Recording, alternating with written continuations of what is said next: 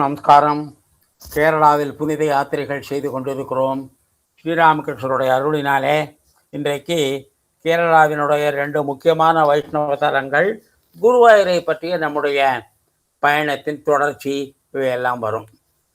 திருநாவாய் என்ற 65வது வைஷ்ணவ திருப்பதி பாரத புழா என்ற ஆற்றின் கரையில் அமைந்துள்ளது. கொஞ்ச நாளைக்கு முன்னாடி நம்ம எல்லாரும் பேப்பரில் பார்த்துருப்போம். பாரத புழா என்ற ஆற்றினுடைய கரையில தான் இந்த திருநாவாய் என்ற கோவில் இருக்கிறது. அந்த கோவிலே எக்ஸாக்டா பாரத புழாவினுடைய கரையில தான் இருக்கு. அங்க கும்பகோணத்துல நம்ம மாசி மாதத்து மக நட்சத்திரத்தை மகாமகம் என்று கொண்டாடுகிற மாதிரி நம்ம பாரத புழாவிலையும் அதுக்கு மகாமகம் என்றே பேர் வைப்பார்கள். அதுல ரொம்ப பெரிய விழாவாக கொண்டாடுவார்கள். அந்த திருநாவாயில அந்த கேரளாவில் இருக்கிறவங்க நிறைய பேர் இங்கே அந்த பித்ரு தர்ப்பணம், மூதாதையருக்கு தர்ப்பணம் கொடுக்கின்ற ஒரு நகரம். அந்த மாதிரி அகமதாபாத்துக்கு பக்கத்துல மாத்ரு கயா என்று ஒரு இடம் இருக்கிறது. ஜார்க்கண்டில் கயா என்று ஒரு இடம் இருக்கிறது.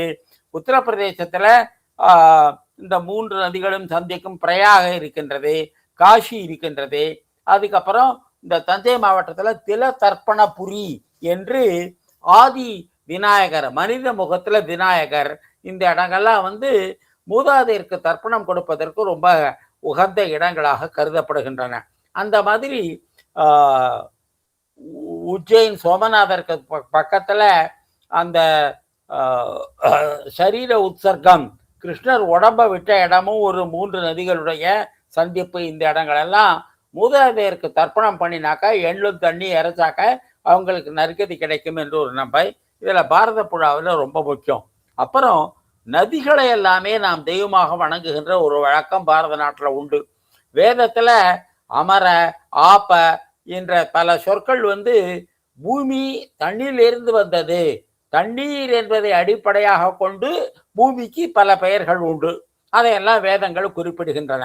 அதனால இந்த பூமியை பூமி என்று குறிப்பிடுவதே ஒரு தவறான பெயர் தான். பூமியினுடைய மேற்பரப்புல 80% தண்ணி தான். அதனால மேற்பரப்பை வச்சு இதுக்கு பேர் வச்சா இதுக்கு தண்ணீர்னு தான் பேர் வச்சிருக்கணும், கடல்னு தான் பேர் வச்சிருக்கணும். அதனால இந்த பூமிக்கு தண்ணீரில் இருந்து பிறந்தது. அதை நம்ம படிச்சிருப்போம். இந்த வராக அவதாரத்துல இந்த பூமியில இருந்து பூமி தண்ணியில மூழ்கி போன போது அதை இறைவன் மீட்டெடுத்தார்னு. அப்படிப்பட்ட இந்த நதிகளை கொண்டாடுகின்ற வழக்கம், தீர்த்தங்களை கொண்டாடுகின்ற வழக்கம், இது ரொம்ப முக்கியமா பாரத புழாவில் உண்டு. உஜ்ஜைன்ல க்ஷிப்ராங்கிற நதியில உண்டு. ஹரித்வார்லையும் பிரயாகையிலையும் அலகாபாத்லையும் கங்கையில உண்டு. கோதாவரியில நாசிக் என்ற இடத்துல இந்த வருஷம் நடக்க போகுது. இப்படி நதிகளை கொண்டாடுகின்ற வழக்கம், நதிகளுக்கு விழா எடுக்கின்ற இழக்கம் உலகத்திலேயே இந்தியாவில் மட்டும்தான் உண்டு. அதனால அந்த வழக்கத்தை பின்பற்றி ஒரு 2 வருஷங்களுக்கு முன்னாடி மயிலாடுதுறையில காவேரி புஷ்கரம் என்று ஒரு விழாவை கொண்டாடினார்கள். நம்முடைய தூத்துக்குடி அன்பர்கள் எல்லாம் தாமிரபரணி புஷ்கரம் என்ற ஒரு நிகழ்ச்சியின் போது ரொம்ப பெரிய அளவில் இந்த வல்லநாட்டில் திருவிழுக்க பூஜை எல்லாம் செய்தார்கள். கிருஷ்ணா புஷ்கரம் ரொம்ப புகழ் பெற்றது. நர்மதைக்கு தனியா விழா எடுக்கிற இல்லை, நர்மதையை பிரதர்ஷனம் பண்ணி பரிக்கிரமா பண்ணுவதே ஒரு விழா தான். இப்படி இந்தியாவில் பல நதிகளை தெய்வமாக கொண்டாடுகின்ற வழக்கம் இருக்கிறது. இதுல உஜ்ஜயினில இருக்கிற க்ஷிப்ரா என்ற நதியை கொண்டாடுவது, அப்புறம் நாசிக்கில் இருக்கிற கோதாவரி என்ற நதியை கொண்டாடுவது, ஹரித்வாரத்திலையும் பிரயாகையிலையும் கங்கையை கொண்டாடுவது. இந்த நாளை மட்டும் கும்பமேளான்னு சொல்லுவோம். அதற்கு சமமாக கும்பகோணத்துல மாசி மாசத்து மக நட்சத்திரத்தின் போது அந்த மகாமகம் என்று சொல்லுவோம். இப்ப மகாமக விழா நடந்து கொண்டிருக்கிறது. அதனால அந்த சமயத்துல இதை பற்றி பேசுவது ரொம்ப ரொம்ப பொருத்தமானது. எல்லாம் கும்பகோணத்து கோயில் எல்லாம் கொடியேற்றி அங்க கும்பேஸ்வரரை மையமாக வைத்து அங்க இருக்கிற பல சிவாலயங்கள், ஒரு 4-5 தேவார பாடல் பெற்ற தலங்கள் அப்படி கும்பகோணம் நகரத்துக்குள்ளேயே இருக்கு. அதையெல்லாம் கொண்டாடுவது கும்பகோணத்துல வழக்கம். அதனால இந்த பாரத புழா, அதனுடைய மகாமகம், இதெல்லாம் ரொம்ப ரொம்ப புகழ்பெற்றவை. அந்த திருநாவாயில பார்த்தீங்கன்னாக்கா பாரத புழா ரொம்ப பெரிய அகலமான நதியா இருக்கும். இந்த திருச்சி அகண்ட காவேரி மாதிரி இருக்கும். இந்த யாரோ ஒருத்தர் சொன்னாங்க, பாரத நாட்டில் எத்தனையோ நதி இருந்தாலும் இந்த பாரத புழா, புழான்னு நதின்னு இருக்கும் மலையாளத்துல, பாரத புழா நதிக்கு மட்டும்தான் பாரத என்ற பெயர் இருக்கின்றது என்று ஒருவர் குறிப்பிட்டு சொன்னார். சென்னை கள்ளிக்கோட்டை இருப்பு பாதையில் திருநாவாய் ரயில்வே நிலையமாகும். பெருமாள் நாவாய் முகுந்தன், முகுந்தன் என்றால் முக்தி அளிப்பவன் என்று பொருள். கிழக்கு நோக்கியவர். இன்ற திருக்கோலம் தாயார் மலர்மேல் நங்கை சிறுதேவி. இந்த சிறுதேவி என்ற பெயர் ஸ்ரீதேவி என்ற பெயரினுடைய மறுவாக இருக்கலாம். சிறுதேவி என்றெல்லாம் பெருந்தேவின்னு பேர் தாயாருக்கு பேர் உண்டு. சிறுதேவி என்று பேர் வைப்பது நான் கேள்விப்பட்டதில்லை. பெரும்புதூர், பெருந்தேவி இப்படியெல்லாம் மகாலட்சுமிக்கு பேர் வைப்பது வழக்கம். இந்த ஸ்ரீதேவி என்ற பெயர் கொஞ்சம் ஆடா இருக்கு, இது பொருத்தமா இல்லை. விமானம் வேத விமானம். லக்ஷ்மி, கஜேந்திரன், நவ யோகிகள் தரிசனம் பெற்றவர். பாரத புழா ஆற்றுக்கு எதிர்கரையில் சிவன் கோயிலும் பிரம்மா கோவிலும் அமைந்துள்ளன. மூதாதையருக்கு தர்ப்பணம் செய்யும் இடம். நவயோகி என்ற பெயர் திருநாவாய் என்று மாற்றம் கொண்டதை. மலைநாட்டில் இந்த ஒரு ஊரில்தான் மகாலட்சுமிக்கு தனி சந்நிதி உண்டு. பொதுவாக சொல்லியிருக்கேன், மலைநாட்டில் இருக்கிற அந்த 13 க்ஷேத்திரங்கள்ல மகாலட்சுமிக்கு தனி சன்னதி கிடையாது.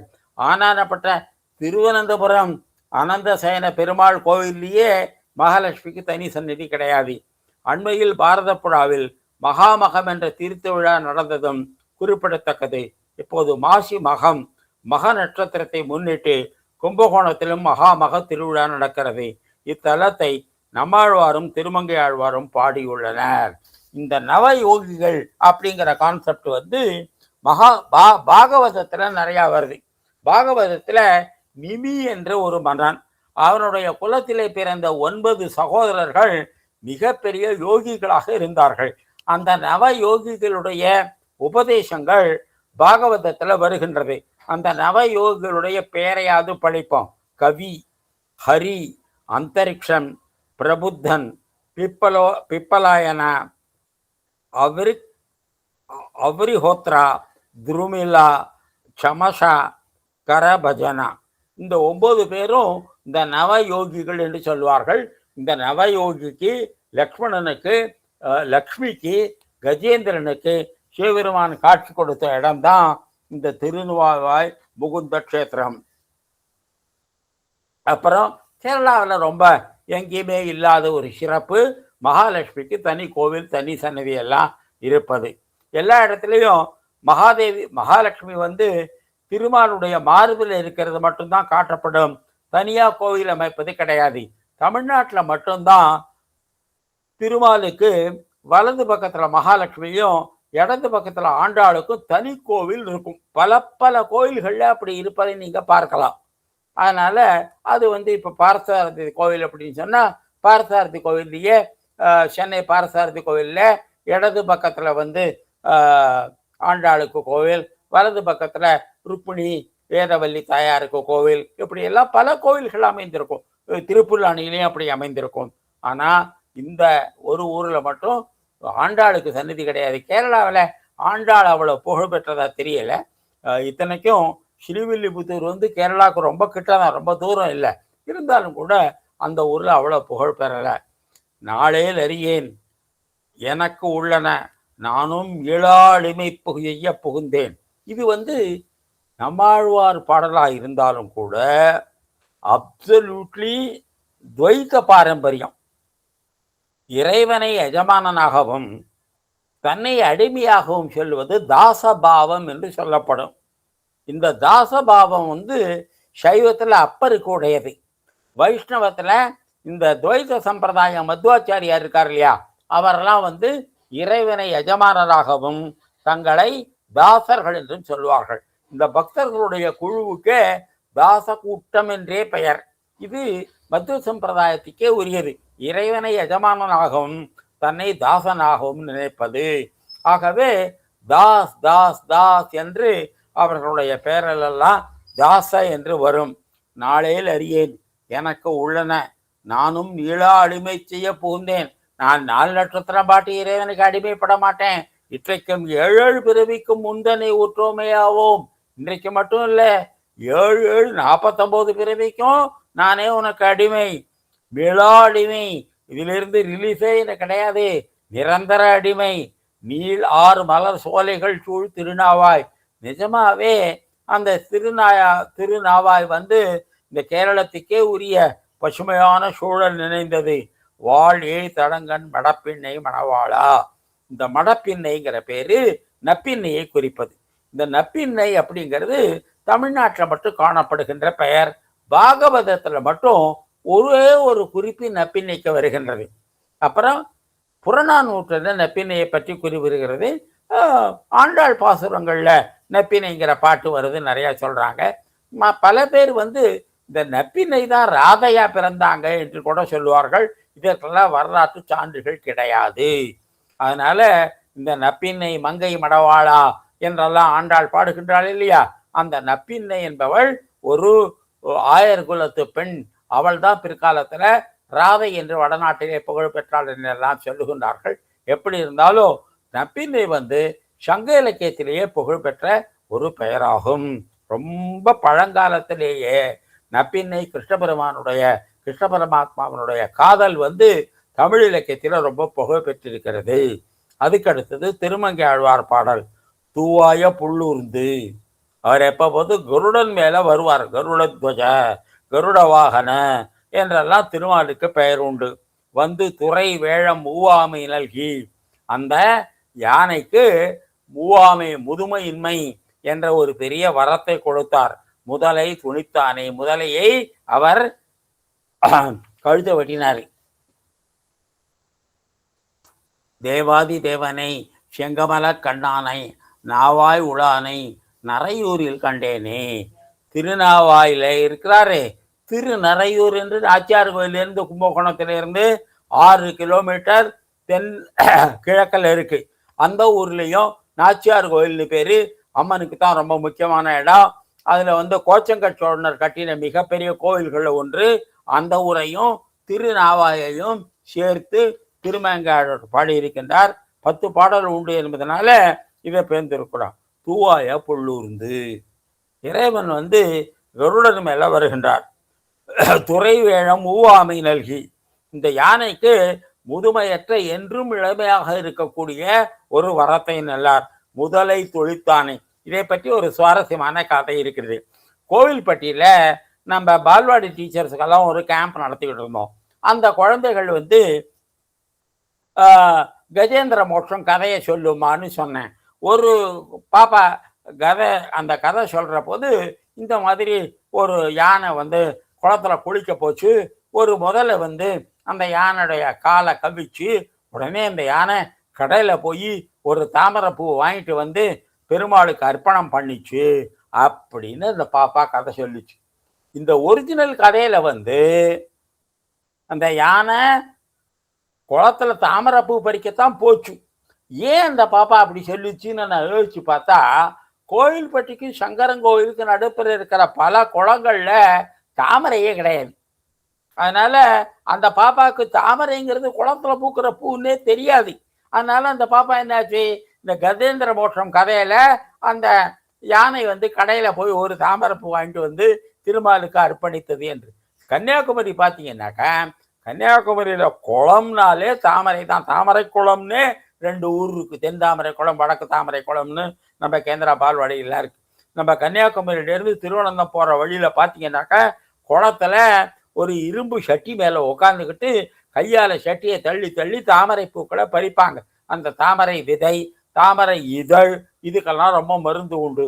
இந்த வெள்ளை தாமரையோட இதழ்கள் இருக்கு பாருங்க, அதுல இருந்து தான் எனக்கு ரத்த அழுத்தத்துக்கு எங்க டாக்டர் மருந்து கொடுப்பாரு. வெண்டாமரை இதழ் அப்படின்னே அந்த மருந்து மேல போட்டிருக்கும். அதனால இருந்து கன்னியாகுமரியிலிருந்து நிறைய தாமரை பூ வெளிநாட்டுக்கெல்லாம் எக்ஸ்போர்ட் ஆகுது. பாப்போம், நம்ம கோயில்பட்டி குளங்கள்ல இந்த தாமரை இல்லாதனால நம்ம பால்வாடி டீச்சர் வந்து ஒரு கடையில போய் அந்த யானை ஒரு தாமரை பூ வாங்கிட்டு வந்து திருமாலடியில போட்டாரு அப்படின்னு அந்த கதை சொல்லிச்சு. இந்த கஜேந்திர மோட்சத்துக்கு பல ஊர் உண்டு. சென்னையில வந்து பார்த்த சாரதி கோவில்ல வரதராஜர் சன்னதி என்றே ஒரு இருக்கிறது. திருமங்கை அதை பாடி இருக்கிறார். அந்த மாதிரி தாமிரபரணி கரையில அத்தாழநல்லூர்னு ரொம்ப அழகான ஒரு ஊரு. இந்த சன் பேப்பர் மில்ஸுக்கு ஆப்போசிட்ல ஒரு பெரிய பாலம், அந்த பாலத்தடியிலேயே அத்தாழநல்லூர். கொஞ்சம் ஊர்ல இருந்து விலகி பெருமாளோட கோவில் வந்து ஒரு வயலுக்கு நடுப்புற இருக்கும். அதனால ஊரோட ஜாஸ்தி தொடர்பு கிடையாது. அத்தாழநல்லூர் ரொம்ப பிரமாதமான ஆஜானுபாகுவோட கோல். அதை வந்து இந்த கஜேந்திர மோட்சஸ்தலம் என்று சொல்லுவார்கள். அப்புறம் காஞ்சி வரதர். இப்படி நம்ம தமிழ்நாட்டில் பல ஊர்களில் வந்து கஜேந்திரனுக்கு வரம் கொடுத்த ஊராக திருமாலை கொண்டாடுகின்ற ஒரு வழக்கம் இருக்கின்றது. ஆகவே தேவாதி தேவனை செங்கமல கண்ணானை.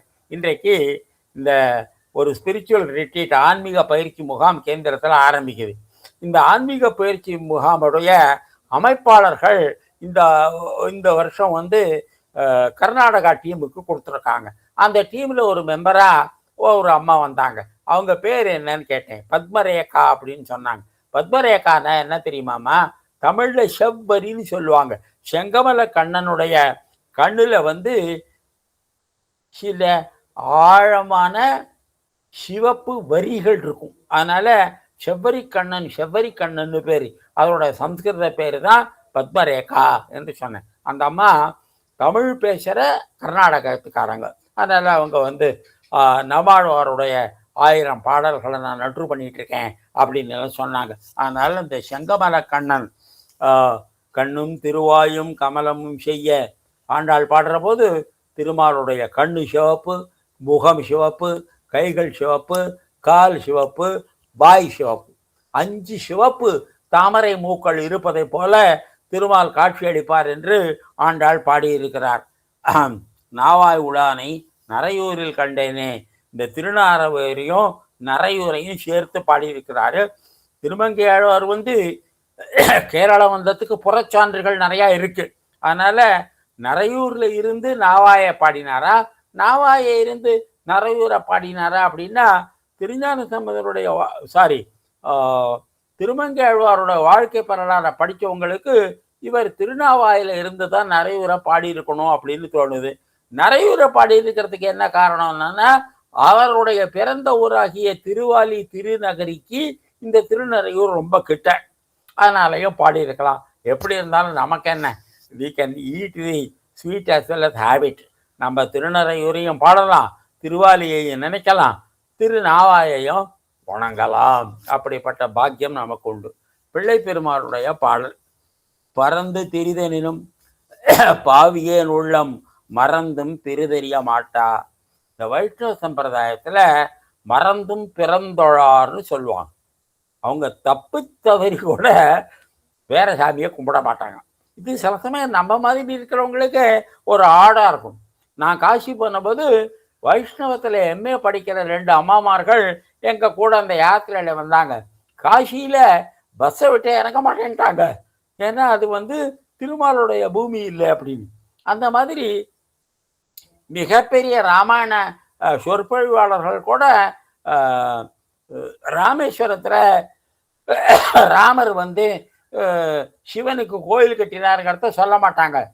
அப்பர் சுவாமிகளும் திருஞான சம்பந்தரும் 20 பாடல்கள் தேவாரத்தில் பாடியிருக்காங்க. மால் செய்த கோவில், மால் செய்த கோவில், மால் செய்த கோவில், திருமால் வந்து கட்டின கோவில் தான் ராமேஸ்வரம் அப்படின்னு எல்லாம் அப்பர் சுவாமிகளும் ஞான சம்பந்தரும் பாடியிருக்காங்க. ஆனால் வைஷ்ணவர்கள் ராமாயணம் சொல்கிற போது திருப்புலாணி சொல்லுவாங்க, திருக்குறுக்குடி சொல்லுவாங்க, பிறகு அப்படியே வடக்கப்படுவாங்க.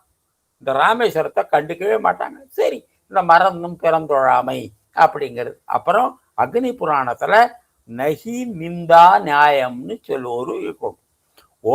உன்னுடைய இஷ்ட தெய்வத்து மேல இருக்கிற பக்தியினால மற்ற தெய்வத்தை அப்படி தள்ளி விடுறது வந்து இது வந்து இந்த நகி நிந்தா நியாயம் அப்படிங்கிறதுல வரும். அதனால நம்ம தப்பா சொல்லக்கூடாது. அவங்களுக்கு தன்னுடைய இஷ்ட தெய்வத்து மேல பக்தி அப்படின்னு அர்த்தம், அவ்வளவுதான். அதை வந்து மற்றதை தாழ்த்தி சொன்னதெல்லாம் நம்ம நினைக்க கூடாது. பறந்து தெரிதெறினும் பாவியேன் உள்ளம் மறந்தும் பெரிதறிய மாட்டா. தப்பு தவறி கூட திருவானைக்காவும் ஸ்ரீரங்கமும் பக்கத்தில் இருக்கு. 2க்கும் சேர்த்து ஒரே ரயில்வே ஸ்டேஷன் தான். ஆனால் ஸ்ரீரங்கத்து வைஷ்ணவர்கள் என்ன சொல்லுவாங்க, ஆனதரத்தினாலும் ஆனைக்காவுக்குள்ள நுழையாதுன்னு சொல்லுவாங்க. அப்படி அவங்களுக்கு அந்த இதெல்லாம் இஷ்ட தெய்வ வழிபாட்டினுடைய மிக உச்ச நிலைன்னு எடுத்துக்கொள்ளணுமே தவிர மற்ற தெய்வத்தை தாழ்த்தி சொன்னதாகலாம் நம்ம நினைக்கக்கூடாது. நம்ம சம்பிரதாயமே இல்லை. சிறந்த திருநாவாய் வாழ்கின்ற தேவனை அல்லாலன் ஒரு நாவாய் வாழ்த்தாது உகந்து. இது பிள்ளை பெருமாளுடைய ஐயங்காருடைய அந்த நகருக்குள்ள க்ஷேத்திரம். தேவாதி தேவன், செங்கமல கண்ணன், நாவாயுடான், நரையூரில் தரிசிக்கப்படுவன், இதெல்லாம் திருமங்கை ஆழ்வாருடைய வாழ்க்கை. இப்படி திருமங்கை ஆழ்வார், பிள்ளை பெருமாள் ஐயங்கார், இந்த நம்மாழ்வார் இவர்கள் பாடிய ஸ்தலம். இந்த நவ யோகிகளுடைய பெயரை நான் ரொம்ப கஷ்டப்பட்டு சம்பாதிச்சேன். அதனால இன்னொரு தடவை அதை பார்த்துள்ளோம். பாகவதத்தில் இந்த 9 பேர் நிமி வம்சத்தில் வந்தவர்கள் நவ யோகிகள். இந்த ஊரில் திருமாலுடைய தரிசனம் பெற்றவர்கள். லக்ஷ்மியை போல, கஜேந்திரனை போல இவர்களுக்கும் திருமாலுடைய தரிசனம் கிடைத்தது. நவ யோகிகள் என்ற பெயர் தான் கொஞ்சம் கொஞ்சமாக மாறி திருநாவா என்ற பெயர் வந்தது என்று சொல்லுகிறார்கள். கவி, ஹரி, அந்தரிக்ஷம், பிரபுத்தன், பிப்பலாயனன், அவ்ரிஹோத்ரன், துருமிலன், சமசன், கரபஜன். கரபஜன கையால் தாளம் போட்டுட்டு பாடுறவன். இப்படி 9 யோகிகளுக்கு தான் நவ யோகிகள் என்று பெயர். இந்த நவ யோகிகளுக்கு திருமால் தரிசனம் கொடுத்த ஊர் தான் இந்த திருநாவாய். அத்தகைய திருநாவாய் முகுந்தன் என்றால் முட்சி அளிப்பவன். அதனால இறந்தார்களுக்கு அங்க கருமாதி செய்வது ரொம்ப புகழ்பெற்றது. எப்படி நம்ம குழித்துறையில் கன்னியாகுமரி மாவட்டத்தில் செய்கிறாங்களோ, ராமேஸ்வரத்தில் செய்கிறாங்களோ, கோடிக்கரையில் செய்கிறாங்களோ, பாபநாசத்தில் செய்கிறாங்களோ, அந்த மாதிரி அந்த மூதாயர்களுக்கு கருமாதி செய்கின்ற தர்ப்பணம் கொடுக்கின்ற இடம் திருநாவாய். பாரத புழா ஆற்றை பார்த்தாலே இன்னும் கண் முன்னாடி நிற்கிறது. அவ்வளோ அகலமான ஒரு பெரிய ஆறு. அதுக்கு அடுத்த க்ஷேத்திரம் திருவல்லவாழ். திருவல்லான்னு பேரில் சொல்லுவாங்க. 66வது திருப்பதி ஆகும். கொல்லம் எர்ணாகுளம் திருப்பு பாதையில் திருவல்லா என்ற ரயில்வே நிலையம் உள்ளது. இதை சுற்றி இன்னும் 2 திருத்தலங்கள் உள்ளன. இங்கு திருமாலுக்கு கோலப்பிரான், கோலம்னா அழகுன்னு அர்த்தம். திருமால் ரொம்ப அழகா இருப்பான். திருவாழ் மார்பன், இந்த பெயரை பற்றி இன்னும் கொஞ்சம் விவரமாக படிக்க போகிறோம். ஸ்ரீவல்லபன், ஸ்ரீயை திருமாலுடைய தாயாருடைய கணவன். அலங்கார பிரான், அவருக்கு ரொம்ப அலங்காரம்னா பிடிக்கும். சொல்லி படிச்சிருக்கோம் இல்லையா? திருமால் அலங்கார பிரியன், சிவன் அபிஷேக பிரியன் என்று சொல்லுவார்கள். அதனால திருமாலுக்கு அலங்காரம் என்று சொல்வதே ரொம்ப சிறப்பான ஒன்று. அலங்கார தேவன் என்ற பெயர்கள் உண்டு. பெருமாள் கிழக்கு நோக்கி நிற்கின்றார். தாயார் வாத்சல்ய தேவி என்ற அழகான தமிழ் பெயர். இந்த கேரளாவில் என்ன பண்ணுவாங்க, இந்த தாவை லான்னு உச்சரிப்பாங்க. இந்த வாத்சல்யம் அப்படிங்கிறத வால்சல்யம்னு சொல்லுவாங்க. ஸ்ரீவத்ச மேனன் அப்படின்னு சொல்லி ரொம்ப புகழ்பெற்ற பாடல் இருக்காரு, ஒரு பெரிய அக்ரிகல்ச்சர் சயின்டிஸ்ட். அவரை பேரை ஸ்ரீவல்சன்னு போடுவாங்க. எனக்கு என்ன வல்சன்ல போட்டிருக்காங்க, என்னமோ பேர் இருக்கு அப்படின்னு பார்த்தா அவர் பேர் ஸ்ரீவத்சன். தா கேரளாவில் லா ஆகும். என் கூட வல்சலகுமாரின்னு ஒரு சகோதரி வேலை பார்த்தாங்க. அவங்க பேர் வத்சலகுமாரி. வல்சலன்னு தான் எழுதுவாங்க. இந்த த லாவாக மாறுவது உண்டு. அதுக்கப்புறம் கன்னியாகுமரியிலேருந்து இந்த நாகர்கோவில் போகிற வழியில் பத்மநாபபுரம்னு ஒரு கோவில் இருக்குது. அந்த பேர் பல்மநாபபுரம் அப்படின்னு போட்டுருவாங்க. தாக்கு பதிலாக ல வருவது இந்த கேரளா தென் தமிழ்நாட்டில் ரொம்ப சர்வசாதாரணம். ரொம்ப அழகான தமிழ் பெயர் செல்வ திருக்கொழுந்து நாச்சியார். அப்போ அந்த ஆண்களில் பெருமாளுக்கு சம்பத்குமாரன்னு மேல்கோட்டையில் பேர் இருக்கிற மாதிரி இங்கே தாயாருக்கு செல்வ திருக்கொழுந்து நாச்சியார் என்ற பெயர். இங்கு கண்டாகரண தீர்த்தம். இந்த கண்டாகரணன் கதை எல்லாருக்கும் தெரியும். இந்த கண்டாகரணன் தீவிரமான சிவபக்தன். அதனால யாராவது அவன் காதில் இந்த திருமாலோட பேரை சொன்னால் அவனுக்கு பிடிக்காது. அதனால காதில் என்ன பண்ணிப்பான், 2 பெரிய பெரிய மணிகளை தொங்க விட்டுருப்பான். அதனால அவர் பேர் கண்டாகரணன், காதில் மணி தொங்குபவன் என்று பெயர். யாராவது தப்பு தேறி அவன் காதில் வந்து திருமாலுடைய பேரை சொன்னா அவன் என்ன பண்ணுவான், இப்படி காதை ஒரு ஆட்டுவான். அதில் இந்த மணி ஒலிச்சுதுன்னா இந்த திருமாலுடைய பேரு தான் காதில் விழாத மாதிரி பார்ப்பான். கிருஷ்ண பெருமாத்மா என்ன பண்ணினார், கைலாசத்துக்கு ஒரு யாத்திரை போனார். ருக்மிணி தேவி வந்து நமக்கு குழந்தைய பிறக்கலை, அதனால நீங்கள் கைலாசத்தில் போய் சிவபெருமானை வணங்கி குழந்தை வரம் வாங்கிட்டு வாங்க அப்படின்னு கிருஷ்ண பரமாத்மாவை ரொம்ப வற்புறுத்தினாங்க. அந்த கிருஷ்ண பரமாத்மா என்ன பண்ணினார், அந்த பத்ரிநாத்துங்கிற ஊருக்கு போனார். அந்த பத்ரிநாத்தில் இந்த கண்டாகரணனை பார்த்தார். இந்த கண்டாகரணன் என்ன பண்ணுவான், சிவனுடைய நாமத்தை தான் சொல்லுவான், சிவனுடைய நாமத்தை தான் கேட்பான். யாராவது தப்பு செய்து திருமாலுடைய நாமத்தை சொன்னா இப்படி காதை ஒரு அசைப்பான். அந்த மணி ஓசையில திருமாலுடைய பெயரே அவன் காதுல விழாது. அவ்வளவு ஒரு வெறியன். அவனை வந்து கிருஷ்ண பெருமா தன்னுடைய அன்பினால அவனை மாற்றி அவனை அவனை நல்ல சிவனும் பெருமாளும் ஒன்று. நம்ம சொல்றோம் இல்லையா, அரியும் சிவனும் ஒன்று, அறியாத வாயில மண்ணு அப்படின்னு. திருமால் வேற இல்லை, சிவபெருமான வேலை இல்லைப்பா. ஒரு பரம்பொருளுக்கு தான். இப்போ அம்மாவுக்கே நமக்கு பாடம் சொல்லி கொடுக்குற போது டியூஷன் மாஸ்டர்னு பேர், நமக்கு சமைக்கிற போது சமயக்காரின்னு பேர், நமக்கு தலையில் கொடுக்குற போது தண்டாதிகாரின்னு பேர், அப்பாக்கிட்ட இருந்து பணத்தை வாங்குற போது ஃபைனான்ஸ் மினிஸ்டர்னு பேர். ஒரு அம்மாவுக்கு இவ்வளவு ரோல் இருக்கு இல்லையா. அந்த மாதிரி இந்த பகவான் உலகத்தை சிருஷ்டி பண்ணுற போது அவருக்கு பிரம்மான்னு பேர், இந்த உலகத்தை காப்பாற்றுக்கிற போது அவருக்கு விஷ்ணுன்னு பேர், இந்த உலகத்தை அழிக்கிற போது அவருக்கு சிவன் பேர். அப்புறம் ஈருருவும் ஒன்றாய் இசைந்து அப்படின்னு முதலாழ்வார்களே பாடியிருக்காங்க. எந்தைக்கு ஈருருவும் ஒன்றாய் இசைந்து என்று இந்த முதலாழ்வார்களுடைய பாடலே இருக்கு. சிவன் வடிவம் பெருமாள் வடிவம் இதெல்லாம் தனித்தனி இல்லை, இரண்டும் ஒரே வடிவம்தான். அதை சொல்லுகின்ற மகத்தான கோவில் தான் நம்ம சங்கர நாராயணன் கோவில் என்று இப்போ தென்காசி மாவட்டத்தில் அது ஒரு பெரிய தாலுக்கா. தென்காசிக்கு அடுத்தபடி மிகப்பெரிய ஊர். கேந்திரத்தில் 1000 திருவிளக்கு பற்றி எல்லாம் நடத்துகிறோம். ரொம்ப அழகான இந்த சிவனும் வைஷ்ணவனும் விஷ்ணுவும் இருக்கின்ற திருமேனி. இங்கு கண்டாகரண தீர்த்தம். இந்த கண்டாகரணன் அப்புறம் வந்து இந்த சிவ வைஷ்ணவ பேதத்தெல்லாம் மறந்தான். இந்த மாதிரி பண்டர்பூர்லேயும் ஒரு கதை உண்டு. ஒரு பக்தர் இருந்தார். அவரை வந்து ஒரு பொற்கொள்ளர். அவர் வந்து பண்டர்பூர் விஷ்ணுவுக்கு விட்டலனுக்கு ஒரு இடுப்பில் ஒரு தங்க மாலை ஒட்டியான மாதிரி ஒன்று அணியணும்னு கூப்பிட்டாங்க. நானா பெருமாளுக்குள்ளே வரவே மாட்டேன், நான் சிவனை தான் தொழுவேன் அப்படின்னு சொன்னார். அதுக்கப்புறம் இல்லைப்பா, நீ கண்ணை கட்டிக்கிட்டு வந்து இந்த பெருமாளுடைய இடுப்புக்கு அளவு எடுத்துக்கிட்டு போயிட்டு நீ வந்து தங்க நகையை பண்ணிடு அப்படின்னு சொன்னாங்க. அவர் அந்த பெருமாளை தடவை பார்த்தா அது ஒரு சிவலிங்கம் மாதிரி இருந்தது. ஆஹா, சிவலிங்கத்தல்லவா நம்ம தப்பா பெருமாளைன்னு சொல்லிட்டு நம்ம கண்ணை திறந்து பார்த்தா அந்த பண்டர்பூர் விட்டலன் வந்து அந்த பொற்கொள்ளருக்கு சிவனாகவே காட்சி அளித்தார். அதனால இந்த சிவன் வேறு பெருமாள் வேறு என்பதில் ஒரே சக்தி தான். இப்போ எலக்ட்ரிசிட்டி இருக்கு, எலக்ட்ரிசிட்டி ஃபேனை சுற்றுற போது அதை ஃபேன்னு சொல்கிறோம், ரூமை கூல் பண்ணுற போது ஏசின்னு சொல்கிறோம், ரூமை வார்ம் பண்ணுற போது ஹீட்டர்னு சொல்கிறோம், குக் பண்ணுற போது குக்கர்னு சொல்கிறோம். ஒரு எலக்ட்ரிசிட்டியை இத்தனை பணி செய்கிற மாதிரி அந்த பரம்பொருளாகிய ஒரு செய்தி தான் உலகத்தை, ஒரு சக்தி தான் உலகத்தை உண்டாக்குகிறது, உலகத்தை காக்கிறது, உலகத்தை அழிக்கிறது. அதில் பேதம் கற்பிக்கக்கூடாது என்றே கம்பன் தன்னுடைய ராமாயணத்தில் சொல்லியிருக்கான். இங்கு கண்டாகரண தீர்த்தம். இந்த கண்டாகரண கதை ஏகநாத் ரொம்ப சுவையோடு சொல்லுவாங்க.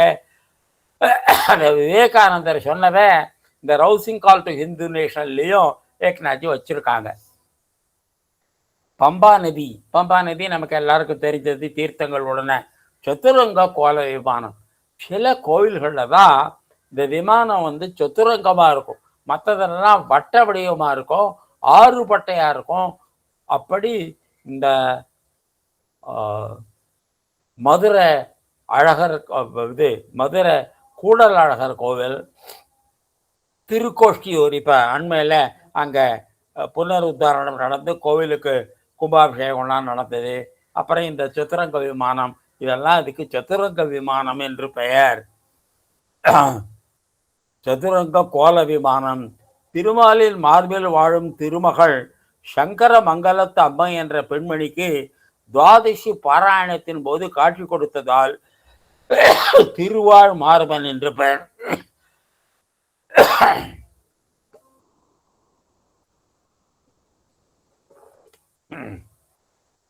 இந்த கோவிலுக்கு ஒரு புராணம் உண்டு. இந்த கோவிலுக்கு வாமனர் வந்தார். மகாபலி சக்கரவர்த்திய ஏமாத்தி அவற்றிலிருந்து 3 அடி நிலம் வாங்கி அவருடைய தலையில காலை வச்சு அவருக்கு மோட்சம் கொடுத்தார். இந்த பூமியை அசுரர்களிடமிருந்து காப்பாற்றினார். அந்த கதையெல்லாம் உங்களுக்கெல்லாம் நல்லா தெரியும். அப்போ வாமனர் வந்த போது அவருடைய மார்பில் மகாலட்சுமி இருந்தா.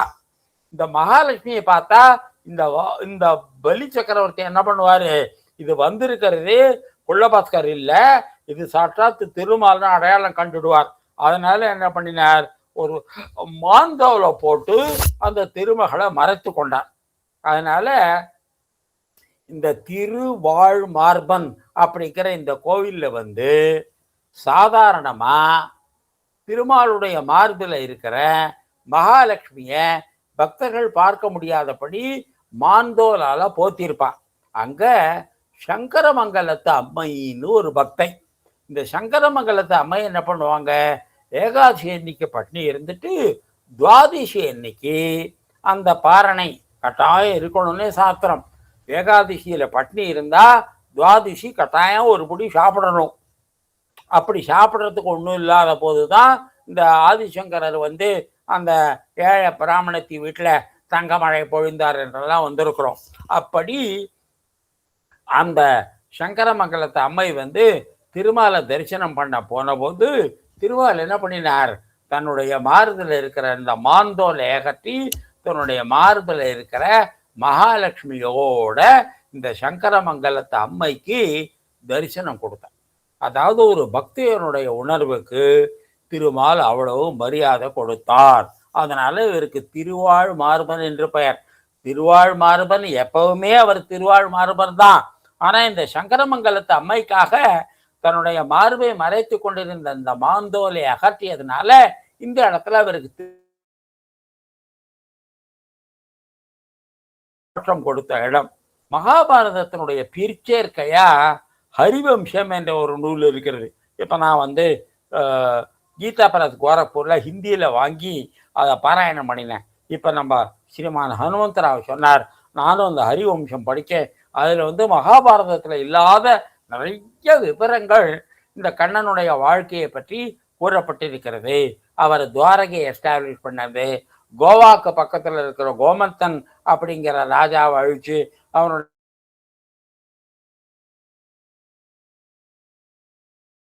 இல்லாதது அந்த ஹரிவம்சம் பெரிய புத்தகம் 24,000 பாட்டு அதுல படிக்க கிடைத்தது. அதுல இந்த கண்டாகரனுடைய காட்சியெல்லாம் வருது. திருமால் அதாவது கிருஷ்ணர் வந்து கைலாசத்துக்கு போய் ருக்மிணியினுடைய தூண்டுதல் பேர்ல கைலாசநாதத்தை வரம் வாங்கி தான் அவருடைய குழந்தைகளை எல்லாம் பெற்றார், மன்மதனை எல்லாம் குழந்தையா பெற்றார் என்றெல்லாம் வருகின்றது. அது அப்புறம் இருக்கட்டும். வைஷ்ணவர்கள் திருமாலை கொண்டாடுவார்கள். சைவர்கள் கீதைய, கண்ணனை, மகாபாரதத்தை கொண்டாடுகிற சம்பிரதாயம் உண்டு. சைவர்களும் மகாபாரதத்தை சைவத்தினுடைய மூல நூல்களில் ஒன்றாக நினைப்பார்கள். ஏன் அப்படின்னா, கிருஷ்ண பரமாத்மா உபமன்யு என்ற முனிவரிடத்துல சிவதீட்சை வாங்கினார்னு ஒரு சம்பிரதாயம் உண்டு. இந்த உபமன்யு தான் பிற்காலத்துல பெரிய புராணத்தை சம்ஸ்கிருதத்துல மொழிபெயர்த்தாருங்கிறதெல்லாம் அப்புறம் இருக்கட்டும். அப்புறம் திருவாலங்காட்டில இருந்து உபமன்யு காரைக்கால் அம்மையாருக்கு சொல்லி, நீ வந்து சிதம்பரத்துக்கு வா, அங்க நடராஜனை தரிசனம் பண்ணலாம் என்று சொல்லி முதல்ல திருவாலங்காட்டிலையும் அப்புறம் சிதம்பரத்திலையும் சிவபெருமான் நடராஜ வடிவத்துல தரிசனம் கொடுப்பதற்கு இந்த உபமன்யு முனிவர் காரணமா இருந்தார் என்றதெல்லாம் இருக்கட்டும். இந்த உபமன்யு சிவனுக்கு குருவாக இருந்து கண்ணனுக்கு குருவாக இருந்து கண்ணனுக்கு சிவதீட்சை கொடுத்தார் என்பதனால கண்ணனை ஒரு சிவபக்தர்களாக சைவர்கள் ஏற்றுக்கொள்வார்கள். பகவத்கீதையை அவர்கள் ஏற்றுக்கொள்வார்கள்.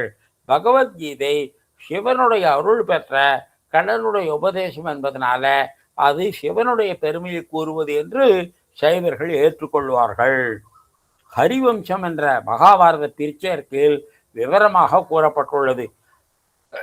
மகா பலியின் யாகசாலைக்கு வாமனன் வரும்போது தன்னுடைய திருமார்பில் இருக்கும் திருமால் வெளியே தெரியாதவாறு மாந்தோலால் மறைத்து கொண்டு வந்ததாக வேதாந்த தேசிகர் கவிதை எழுதியுள்ளார். வைஷ்ணவத்துல வேதாந்த தேசிகருக்கு மிகப்பெரிய இடம் உண்டு. அதுவும் வடக்கல வைஷ்ணவத்துல வேதாந்த தேசிகரை ரொம்ப கொண்டாடுவாங்க. அப்படிப்பட்ட வேதாந்த தேசிகர் பல வருடங்கள் ஸ்ரீரங்கத்தில் எழுந்திருக்கிறார். பாதுகா சகத்திரம் என்று 1000 பாடல்கள் கொண்ட ஒரு காவியத்தை ஒரு ராத்திரியில எழுதி முடித்தார் என்று அவரை கொண்டாடுவார்கள். ஆதிசங்கரருக்கு சமமான சர்வஜர் என்று அவரை பற்றி போற்றுவார்கள். வேதாந்த தேசிகருடைய கணித அறிவை பற்றி ஒரு பெரிய ஸ்காலர் என்கிட்ட ரொம்ப விவரமா எடுத்து சொன்னார். இப்படி இந்த வேதாந்த தேசிகர் மிகப்பெரிய அறிஞர். அவர் இந்த தன்னுடைய மார்பில் இருக்கும் திருமகள் தெரியாதவாறு மாந்தோலால் மறைத்து கொண்டு இந்த வாமனனை ஏமாற்றி அவன் தேர்ந்து இந்த 3 அடி நிலத்தை பெற்றார் என்று வேதாந்த தேசிகர் தன்னுடைய கவிதையில எழுதியிருக்கிறார். சங்கரமலங்கிறது அம்மைக்காக மாந்தோலை விலக்கி திருவாழ் மார்பனாக காட்சி கொடுத்தார். இக்கோவிலில் கருவறையில் சுதர்சன சக்கரம் உள்ளது. பொதுவா கோவிலினுடைய கருவறையில சுதர்சன சக்கரம் தனியா இருக்காது. சில கோவில்கள் எக்ஸெப்ஷன். ஒன்று திருநவாய், இன்னொன்று கும்பகோணத்துல கடத்தெருவினுடைய தென்கோடியில் இருக்கிற ராமசுவாமி கோவில். அந்த ராமசுவாமி கோவில்ல இந்த ஸ்ரீ சக்கரம் இருக்கு பாருங்க, அது பிரயோக சக்கரம்னு பேர். அது எதிரி மேல பாயறதுக்கு ரொம்ப தயாரா இருக்கு. அதனால பிரயோக ரூபத்துல இருக்கிறது என்று அந்த கோவில் ரொம்ப விசேஷமாக சொல்லுவாங்க. அந்த கும்பகோணம் பெரிய கடத்தவருடைய வடக்கு கோயில சக்கரபாணி கோவில் என்று சக்கரத்துக்குன்னே தனி கோவிலே உண்டு. சக்கரபாணி கோவில் பெரிய கடத்தருடைய வலது கோடியில, சக்கரபாணி சந்நிதி ராமர் கோவில்ல தென்கோடியில. இப்படி கும்பகோணத்துக்கு மிகப்பெரிய கடைத்தெருவினுடைய வலது கோடியிலையும் தென்கோடியிலையும் சக்கரத்தாழ்வார் ஏற்கனவே பல தடவை சொல்லியிருக்கேன். சென்னை விவேகானந்த கேந்திரத்திலிருந்து பார்த்தசாரதி கோயில் போற வழியில வடகலை வைஷ்ணவர்களோட ஒரு ஜீயர் மடம் இருக்கு. அந்த மடத்துல ரொம்ப அழகான ஒரு சுதர்சன சக்கரம். அந்த சுதர்சன சக்கரத்தினுடைய பின்பகுதியில ஒரு நரசிம்மருடைய உருவம். இவையெல்லாம் ரொம்ப அழகா இருக்கு. நிறைய பேர் அந்த சுதர்சன சக்கரத்தை பிரதட்சணம் பண்ணும்படியாக அங்க வசதி எல்லாம் இருக்கின்றது. ஏற்கனவே பல தடவை சொல்லியிருக்கேன். திருமால் என்ன அவதாரம் எடுத்தாலும் அந்தந்த அவதாரத்துக்குள்ள முக்கிய ஆயுதம் இருக்கு பாருங்க. அந்த ஆயுதத்துல திருமாலுடைய சுதர்சன சக்கரம் தான் பிரயோகமாகும். அப்ப ராமருடைய வில்லுல கோதண்டம்னு பேரு, அதுல சுதர்சன சக்கரம் இருக்கும். பண்டரிபுரம் பாண்டுரங்கனுடைய கதாயுதத்துல சுதர்சன சக்கரம் இருக்கும். பலராமருடைய ஹலாயுதம் கலப்பை ஆயுதத்துல சுதர்சன சக்கரம் தான் இருக்கும். பரசுராமருடைய கோடாலியில சுதர்சன சக்கரம் தான் இருக்கும். ராமேஸ்வரத்துல அப்பர் சுவாமிகள் ராமர் ராவணனை சக்கராயுதத்தால கொண்டார்னு எழுதியிருக்கார். 8வது நூற்றாண்டுல கம்பன் எழுதுறதுக்கு 200 வருஷத்துக்கு முன்னாடி அப்பர் சுவாமிகள் சக்கராயுதத்தால ராமர் ராவணனை கொன்றார்னு எழுதியிருக்காரு. இது என்ன புதுக்கதையா இருக்கு அப்படின்னு நான் அறிஞர்களை கேட்டேன். அப்ப மாமாஜி சொன்னாங்க, இந்த மாதிரி திருமால் எந்த அவதாரம் எடுத்து எந்த ஆயுதத்தை கையில எடுத்தாலும் சரி, அந்தந்த ஆயுதத்தினுடைய முக்கிய சக்தியாக அங்க ஸ்ரீ சுதர்சன சக்கரம் தான் நுழையும். அதனாலதான் உன்னுடைய அப்பர் சுவாமிகள் இந்த ராமர் சக்கராயுதத்தால ராவணனை கொண்டார்னு எழுதியிருக்கார். அந்த மாதிரி பலராமனுடைய கதையை யாராவது எழுதினா என்ன பண்ணுவாங்க? பலராமர் சக்கராயுதத்தால அந்த பூமியை உழுதாரு சொல்லுவாங்க. பரசுராமர் சக்கராயுதத்தால 21 தலைமுறை ராஜாக்களா கொண்டாரு என்று எழுதுவார்கள். அப்ப பரசுராமருடைய கலப்பை, பரசுராமருடைய கோடாரி, பலராமருடைய கலப்பை, இதிலெல்லாம் சாட்சாத் சுதர்சன சக்கரம் இருக்கிறது. அதனால இந்த சக்கரத்தான் சக்கரத்தான் என்றே சொல்லுவார்கள். சக்கரத்தை பற்றி பேசுகிற போது இன்னும் 2 கதை சொல்லுவோம். தேவாரத்தில் பல இடங்கள்ல மாலுக்கு சக்கரம் கொடுத்தான், மாலுக்கு சக்கரம் கொடுத்தான் என்று திருமால் தான் திருமாலுக்கு சக்கரம் கொடுத்தார் என்று சொல்லுவார்கள். திருவிழிமிழலை என்ற ஒரு க்ஷேத்திரம், கும்பகோணத்திலிருந்து திருவாயூர் போகிற வழியில் அரசலாசங்கரையில் மிகப்பெரிய கோவில். இப்போ மெட்ராஸ் ஐஐடியோட டைரக்டர் இருக்கார ஸ்ரீமான் வி காமகோட்டி, பெரிய அறிஞர். அவருடைய ஊர் அந்த விஷ்ணுபுரம், அந்த திருவிழிமடலை தான். இந்த திருவிழிமடலை விமானத்தை பார்த்து தான் திருஞான சம்பந்தர் ஊரில் விண்ணிழி விமானம், விண்ணுலகத்திலிருந்து வந்த விமானத்தை காட்டினார். அந்த ஊரில் தான் சிவன் திருமாலுக்கு சக்கரம் கொடுத்தார். பிள்ளையார் என்ன பண்ணினார், விளையாட்டை அந்த சக்கரத்தை எடுத்து வாயில போட்டுட்டார். திருமாலுக்கு ரொம்ப கஷ்டமாக போச்சு. என்னடா அது, சாமி வரம் கொடுத்து பூஜாரி வரம் கொடுக்கல, நம்ம சிவபெருமானை வேண்டி நம்ம இந்த சக்கரத்தை பெற்றோம், இதை இந்த குழந்தை வாயில போட்டு திங்கிடுச்சே அப்படின்னு 2 காதுலையும் கையை வைத்து கொண்டு உட்காந்து எழுந்துறார். சங்கர சக்கர சாமி ஜிங்கு ஜிங்குன்னு ஆடிச்சான்னு ஒரு கிராமத்து பாட்டெல்லாம் உண்டு. அப்படி இந்த திருமால் ஆடினார். இதை பார்த்த உடனே பிள்ளையார் சிரிச்சார். அவர் வாயில் இருந்த அந்த சக்கரம் விழுந்து விட்டது. அதனால பிள்ளையார் சந்நிதியில 2 காதையும் கையால் பிடித்து கொண்டு உட்காந்து எழுந்திருக்கிறது தோர்வி கரணம். கரணம்னா கை, தோர்வின்னா காது. காதை கையால் பிடித்து கொண்டு உட்கார்ந்து எழுப்பது, அதான் தமிழ்ல மறைவி தோப்புக்கரணம்னு வந்துருச்சு. இந்த தோப்புக்கரணத்தை பத்தி சூப்பர் பிரெயின் யோகான்னு அமெரிக்காவில் பெரிய ரிசர்ச் பண்ணியிருக்காங்க. கூகுளில் போய் பார்த்தீங்க சூப்பர் பிரெயின் யோகா அப்படின்னாக்கா, இந்த பிள்ளையாருக்கு தோப்புக்கரணம் போடுவதனால எப்படி மூளை வளர்ச்சி குன்றிய குழந்தைகளுக்கு அறிவு மேம்படும் என்பதை பற்றி அந்த கூகுளில் 2 மூளை நரம்பு அறுவை சிகிச்சை நிபுணர்கள் கூறிய கருத்துக்கள்லாம் அதில் இருக்கும். நம்ம அரவிந்த நீலகண்டன் அதை பற்றி ஒரு புத்தகத்திலேயே ஒரு சாப்டரே எழுதியிருக்கிறார். அதனால இந்த திருமாலுக்கு சிவன் சக்கரம் கொடுத்தது ஒரு சாதாரண சம்பவம் இல்லை. பிள்ளையாருக்கு முன்னாடி திருமால் தோப்புக்கரணம் போட்டு அவரை வாயிலிருந்து அந்த சக்கரத்தை உமிழ வச்சது ஒரு சாதாரண சம்பவம் இல்லை. திருமால் தோப்புக்கரணம் போட்டது சாதாரண சம்பவம் இல்லை. எவ்வளோ சொன்னதுக்கு அப்புறம் இன்னொரு சந்நிதி சொல்லிடுறேன். மதுரை போறீங்க அப்படின்னாக்க, மதுரை சுந்தரேஸ்வரர் கோவிலில் அதுக்கு முன்னாடி ஒரு 16 தூண் உள்ள ஒரு மண்டபம் இருக்கு. அதில் திருமாலுக்கு அது சிவனுக்கு பக்கத்தில் இருக்கிற வடமேற்கு தூணில் பார்த்தீங்கன்னா ஒரு 2 அடி உயரத்துக்கு சக்கரதரர் அப்படின்னு திருமாலுக்கு சிவன் சக்கரம் கொடுத்த ஒரு காட்சி இருக்கு. அதில் இந்த திருமாலுடைய முகம் இருக்கு பாருங்க. தான் ரொம்ப கஷ்டப்பட்டு இந்த சக்கரத்தை அடைஞ்ச போது அவருடைய மகிழ்ச்சியை அந்த 1.5 முழ கல் சிற்பத்தில் அந்த சிற்பி கொண்டு வந்திருக்காரு பாருங்க. தமிழ்நாட்டுடைய சிற்பக்கரைக்கே ஒரு பெரிய உதாரணம். அதனால நான் சுந்தரேஸ்வரரை நமஸ்காரம் பண்ண போகிறதுக்கு முன்னாடி எனக்கு அந்த சுந்தரேஸ்வரர் ரொம்ப பிடிக்கும். ஆனால் ஒரு நிமிஷம் நின்று அந்த சக்கரதானரை பார்க்காம என்னால் உள்ளவே போக முடியாது. அவ்வளோ லட்சணம், அவ்வளோ அழகு. அப்போ எண்ணியோங்க எய்தவர் அப்படிங்கிறார் இல்லையா, அந்த திருமாலுக்கு சக்கரம் கிடைச்ச உடனே அந்த மகிழ்ச்சியை, அந்த சிற்பத்தினுடைய முகம் எவ்வளோ இருக்கும், 2 அங்குலம் நீளம் 2 அங்குலம் அகலம் இருக்கும். அதில் இந்த சிற்பி கொண்டு வந்துருக்கிற அழகு இருக்கு பாருங்க, அதை எவ்வளோ ரசித்தாலும் போராது. இக்கோவிலில் திருமால் திருநீரு பிரசாதமாக வழங்கப்படுகிறது. ரொம்ப அரிய ஒரு சமாச்சாரம். அப்போ சைவ வைஷ்ணவ பேதம் அந்த கோவிலில் கிடையாது.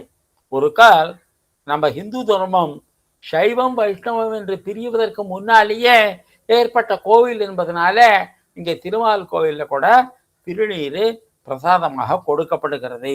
ஆண்கள் மட்டும்தான் திருமால் அருகே போய் தரிசனம் செய்யலாம், பெண்கள் போவதில்லை. இத்தலத்தை நம்மாழ்வார், திருமங்கையாழ்வார், பிள்ளை பெருமாள் ஐயங்கார் பாடியுள்ளனர். காண்பது இஞ்ஞான்றுகளோ, நான் எப்போ பார்க்க போகிறேன்? நந்தனாரும் இப்படித்தானே பாடுறார். நாளை போவார் நாளை போவார், என்னைக்கு பார்ப்பேன் என்னைக்கு பார்ப்பேன் என்னைக்கு பார்ப்பேன், காண்பது எஞ்ஞான்று கொலோ வினையேன் கனிவாய் மடையீர். இந்த வினைகள் செய்த நான், தீய வினைகளால் சூழப்பட்ட நான் எப்ப பார்ப்பேன்? பழம் போன்ற உதடுகளை உடைய பெண்களே எனக்கு சொல்லுங்கோ, நான் எப்ப பார்ப்பேன் திருமாலை? பான் குரல் வண்டினோடு பசும் தென்றலும் ஆகி வண்டும் தென்றலும் அங்க துதி பாடுகின்றன. எங்கும் சேன் சினை ஓங்கு மரச்செழும் காணல் திருவல்லவாள். அங்கு பெரிய பெரிய மரங்கள் எல்லாம் இருக்கின்றன. அந்த செழும் காணல், அந்த வளமான காடு இருக்கிற அந்த திருவல்லவாள் மான் குரல் கோலப்பிரான். ரொம்ப அழகானவர், உருவத்துல சின்னவர், வாமனர், அழகானவர் கோலப்பிரான். ஏற்கனவே அழகு, பொன்மலருக்கு பூ நாற்றம் உண்டாயின மாதிரி அதுக்கு அலங்காரம் வேற. மலர் தாமரை பாதங்களே, அந்த தாமரைக்கு சொந்தமான அந்த திருமாலுடைய பாதங்களை நான் எப்போ பார்ப்பேன் எப்போ பார்ப்பேன் எப்போ பார்ப்பேன். நம்மாழ்வார் பாட்டுனாக்க ஒரு மாற்று கூடலாம். எத்தனையோ பாட்டு எத்தனையோ பேர் பாடியிருக்காங்க. இருந்தாலும் நம்மாழ்வார் பாட்டுன்னா நம்ம கால் தானே கொஞ்சம் நின்று அவருக்கு ஒரு நமஸ்காரம், அவர் உள்ளத்தில் இருக்கிற திருமால் ஒரு நமஸ்காரம் பண்ணிட்டு தான் அந்தண்ட போகும். அப்புறம் அந்த மடத்தில் திருமங்கை ஆழ்வார் சொந்ததாய் மக்களை சுற்றம் என்று உற்றவர் பற்றி நிற்க. அப்பா சொந்தம், அம்மா சொந்தம், சொந்தக்காரங்கள்லாம் சொந்தம்னு நினைக்கிறோம். கடைசியில் போகிற போது யார் கூட வருவாங்க? சாகலத்துக்கு அப்புறம் சொந்தக்காரங்க கூட வரமாட்டாங்கங்கிறது அப்புறம் இருக்கட்டும்.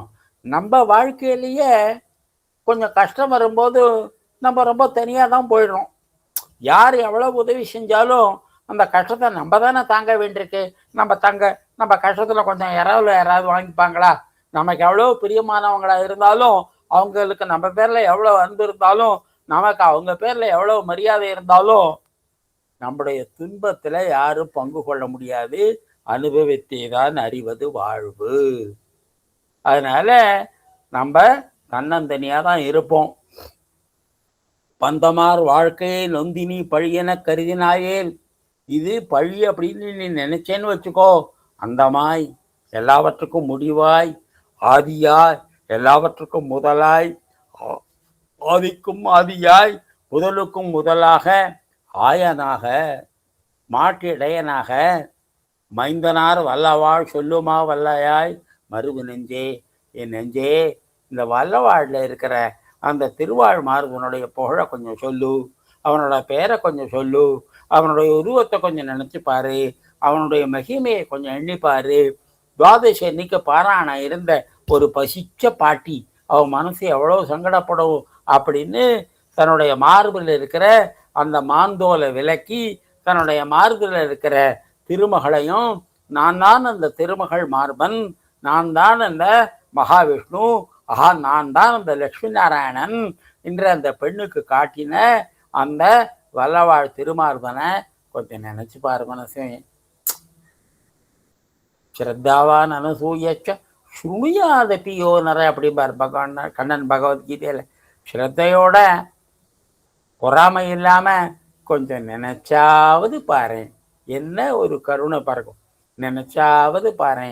மருவு நெஞ்சே சொல்லுமா வல்லையா, சொல்ல மாட்டியா? அப்படிப்பட்ட அந்த திருவாழ் மரபனை நம்மாழ்வாரும் திருமங்கை ஆழ்வாரும் அப்படி கொண்டாடி இருக்கிறார்கள். அடுத்தது பிள்ளை பெருமாள் எங்காருடைய பாடல். உகந்தார்க்கு எஞ்ஞான்றும் உடனாய் அவனை இரும்புவனுக்கு எப்போ பார்த்தாலும் அவர் இருக்கார். உளனின் உளனவன், இளனின் இளனவன் அப்படின்னு நம்மாழ்வார் பாடுறார். இறைவன் உண்டுன்னா உண்டு, இல்லைன்னா இல்லை, இல்லைன்னு கூட பகவானுக்கு ஒரு வடிவம் உண்டாம். சத்து அசத்து என்ற வேதம் சொல்லுகிறது. உகவாது இகந்த எஞ்ஞான்றும் இளனாய், அவரை போற்றலைன்னா அவர் உனக்கு இல்லாதவர் தான். திகழ்ந்திட்டு அருவல்ல வாழ் உருவம் அல்லவென நின்றான் திருவல்ல வாழ் உரையும் தே. அந்த திருவல்ல வாழ்வில் இருக்கிற அந்த தேவன் இருக்கானே, அவர் அருவல்ல வாழ் உருவமல்ல. அவருக்கு உருவம் கிடையாது, உருவம் உண்டு. அருவமல்ல உருவமல்ல ரெண்டும் சேர்ந்த அருவல்ல சொல்லப்படான் உணர்வின் மூர்த்தி. அவரை வார்த்தையால் சொல்ல முடியாது, அனறிவு சனியம் என்று. அப்படிப்பட்ட அந்த பிள்ளை பெருமாளுடைய பாட்டு திருமங்கையாழ்வாருடைய பாட்டு, நம்மாழ்வாருடைய பாட்டு, இதெல்லாம் அந்த திருவல்ல வாழ்வில் இருக்கிற அந்த திருவாழ் மார்பனை நாம் கொண்டாட வேண்டும். அதுக்கடுத்தது குருவாயூரை பற்றிய தொடர்ச்சி. இந்த குருவாயூர் 5000 ஆண்டுகள் பழையது என்று செவ்வேதி செய்திகள் கூறுகின்றன. ஆனால் இதற்கு சான்றுகள் இல்லை. அதனால அகழ்வாராய்ச்சியிலேயோ கல்வெட்டிலேயோ இதற்கு சான்று இல்லை. செவ்வேதி செய்திக்கு ஒரு மரியாதை உண்டு. குருவாயூர் பரம்பர் பெருமாளே என்று தமிழ் பாடல் சுவையானது. 16-17ஆவது நூற்றாண்டுல ஒரு தமிழ் பாட்டுல குருவாயூர் பரம்பர் பெருமாளே என்று தமிழ்ல வருகின்றது. அதனால குறைஞ்சது 15ஆவது நூற்றாண்டிலேயாவது குருவாயூர் ரொம்ப புகழ்பெற்ற ஊராக இருக்கின்றது. 16ஆம் நூற்றாண்டில் சக்கரவாக சந்தேசம் என்ற மலையாள நூல், சக்கரவாக சந்தேசம் என்பது சக்கரவாகம்னு ஒரு பறவை. அந்த சக்கரவாகத்து தொண்டையில ஒரு ஓட்டை இருக்கும். அது அழுக்கு தண்ணியை குடிச்சாக்க அந்த பறவை குடித்த தண்ணியில் இருக்கிற அழுக்கெல்லாம் தொண்டை வழியாக வெளியில் வந்துடும். அந்த தண்ணியை மட்டும் அது குடிக்கும். இப்படிப்பட்ட சிறப்பு தகுதி உடையது சக்கரவாகம். அந்த சக்கரவாகத்தை இறைவனிடத்தில் தூது அனுப்புறதா ஒரு பாட்டு. தமிழ் சம்பிரதாயத்தில் சக்கரவாக பறவையை அனுப்புவது. தமிழ் விடு தூது அப்படின்னு மதுரையை பற்றி ஒரு பாட்டு இருக்கு. அப்புறம் நாராய் நாராய் செங்கால் நாராய் அப்படின்னு கும்பகோணத்தை பாடலை பற்றி நாரைய தூது விடுகின்ற சந்தேசம் இருக்கிறது. கிளிவிடு தூது இருக்கிறது, தமிழ் விடு தூது இருக்கிறது. இப்படி ஒரு காதலி இறைவனிடத்தில் தன்னுடைய பக்தியை போய் சொல்லும்படியாக காற்றை தூதாக விடுவார்கள், தமிழை தூதாக விடுவார்கள், தென்றலை தூதாக விடுவார்கள், நாரையை தூதாக விடுவார்கள், கிளியை தூதாக விடுவார்கள். தமயந்தி அன்ன பற்றிய நலந்த தூதாக விட்ட கதை எல்லாருக்கும் தெரியும். இப்படி தூது இலக்கியம்னே தமிழ் ரொம்ப சிறப்பான இலக்கணமாக இருக்கு. அந்த தூதனை ஒரு காரணமாக வச்சு அந்த பெருமாளுடைய எல்லா புகழையும் சொல்லுவாங்க. தூதுன்னு பேர் இருந்தா கூட அது சொல்ல வந்த விஷயம் என்ன? பரம்பரையுடைய பெருமை தான். இந்த தூது இலக்கியத்தை பற்றி ஒருத்தர் PhD பண்ணியிருக்கார் நம்ம கேந்திரா லைப்ரரியில் இருக்கு. இப்படி இந்த தூது என்பது இறைவனிடத்திலே நெஞ்சு விடு தூது அப்படின்னு இருக்கு, தமிழ் விடு தூதுன்னு இருக்கு, தோழிய தூது அனுப்புறது சங்க இலக்கியத்தில் ரொம்ப புகழ்பெற்றது. இந்த மாதிரி கிளி விடு தூது, காற்று விடு தூது, மேகம் விடு மேக சந்தேசம் அப்படின்னே சம்ஸ்கிருதத்தில் மிகப்பெரிய இலக்கண நூல் காவிய நூல் உண்டாச்ச.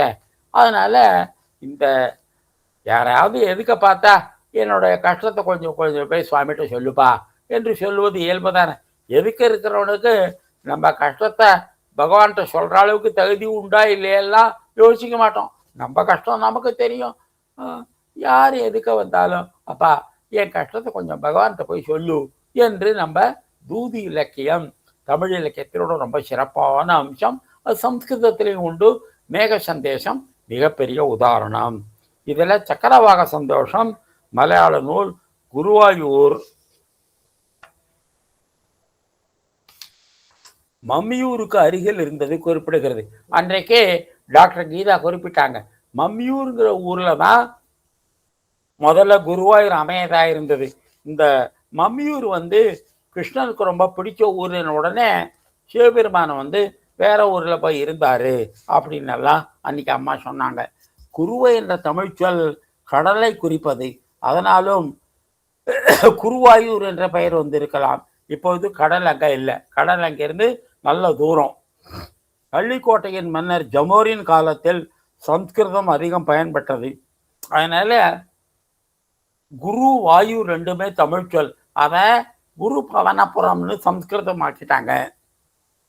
குருவாயூர் குரு பவனபுரம் என்று பெயர் பெற்றது. அருகில் உள்ள தலங்களை பாடிய நம்மாழ்வாரும் திருமங்கையாழ்வாரும் குருவாயூரை பாடவில்லை.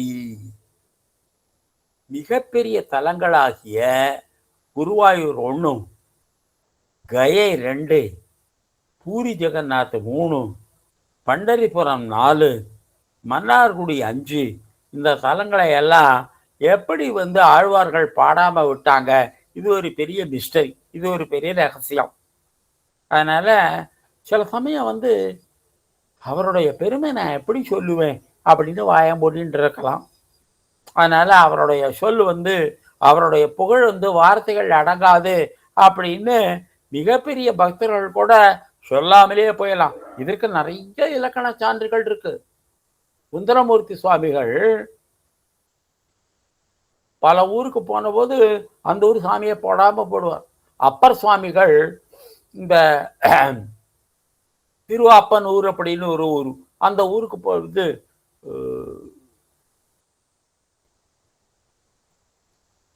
திருப்பூவனம்னு ஒரு ஊர், அந்த ஊருக்கு போன போது கோயிலுக்கே போக மாட்டேன், அந்த சாமியை காலால மிதிக்க மாட்டேன்னு வந்தார். அப்புறம் சிவன் கூப்பிட்டு என்னை பாடாம போகாதப்பா, என்னை பாடு அப்படின்னு சொல்லி கட்டாயப்படுத்தி அந்த தேவாரம் பாடப்பட்டது. அந்த மாதிரி திருவாலங்காட்டுக்கு திருஞான சம்பந்தமூர்த்தி சுவாமிகள் போன போது, அப்பா இந்த ஊர் எவ்வளவு புனிதமான ஊர், சாட்சாத் காரைக்காலமையாருடைய திருவடி பட்ட ஊரு, அந்த ஊருக்குள்ள எப்படி நான் காலடி வச்சு போவேன் அப்படின்னு பாடாம போயிட்டார். அப்புறம் சிவபெருமான் அவருடைய கனவுல தோண்டியப்பா என்ன பாடாம போகாத, ஒரு பாட்டு பாடு அப்படின்னு சொல்லி, அந்த மாதிரி கண்ணப்ப நாயனாருடைய திருக்காலத்தையே சுந்தரர் பாடாம போன போது சிவபெருமானே கூப்பிட்டு பாட சொன்னதாலாம் உண்டு. அப்படி அவங்களே காரைக்காலமையாருடைய பெருமையை, திருப்புவனத்தினுடைய பெருமையை,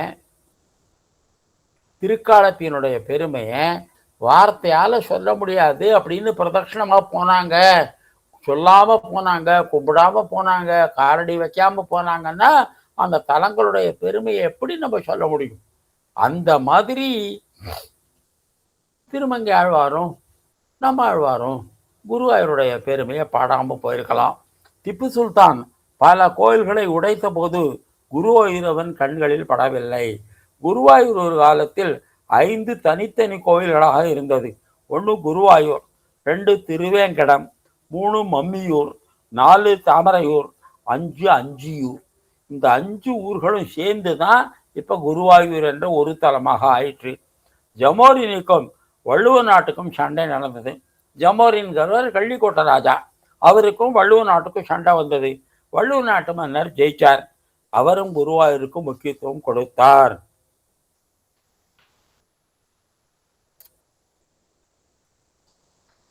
திருநாவாயில் 31ஆம் நாள் மகாபாரதம் நடந்தது, மகாமகம் நடந்தது.